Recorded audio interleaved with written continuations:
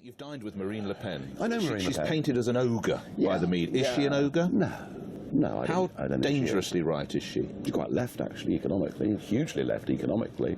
I mean, to win, she needs the trade union vote.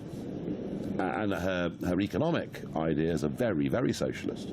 But she could get that vote because Fillon is characterised as a sort of Thatcher, and if I'm a French bloke or woman, I want my 35-hour week, and that's it. No. I mean, look, I think, right now, I see her winning the first round, and I see her scoring low 40s in the second round. Right now.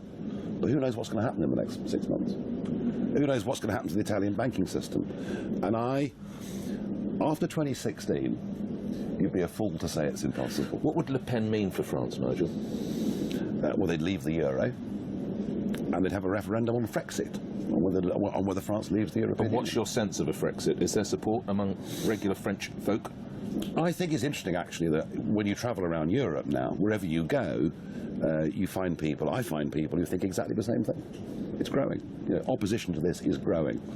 But clearly, as I've said to you, the Mediterranean doesn't suit the euro. It's beginning to look like the Franco-German economic alliance is coming apart too. Is she quite good fun to be around, Marine Le Pen? Oh yes, she is. I mean, look, let me just be absolutely clear about this. I've never said a bad word about Marine Le Pen. I've never said a good word about her party. All right? That is my position on this. I think she has tried to make things better within the Front National. She's got rid of people who held genuinely extreme positions.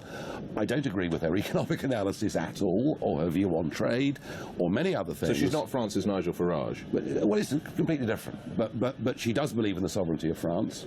I mean, my guess is if she does win, that would accelerate the end of the project. How long's the project got? Well, if I knew the answer to that, I'd put a big bet on, wouldn't I? But it's a matter of years. But, everywhere there is massive opposition to this.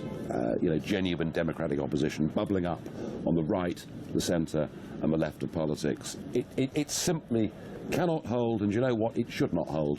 And what Klaus and I were talking about in Stockholm the other week was a very positive vision for what Europe could be. Namely, democratic nation-states with incredibly close relationships, trade, reciprocity of student exchanges. We could call it a common market. How about that for an There's all sorts of things we could do. Talk us through Italy. What's happening? I think Europe's a wonderful continent. I think this project's been a huge mistake for it. Italy is fascinating. There's been no growth in Italy now for 20 years. God, absolutely. I think the euro has been a disaster, especially for a younger generation. We have a former stand-up comedian called Beppe Grillo on 32%. We have the Northern League, who are again very Eurosceptic on about 14%. It is only a matter of time before we have a majority government in Italy that wants to leave the euro. It's coming.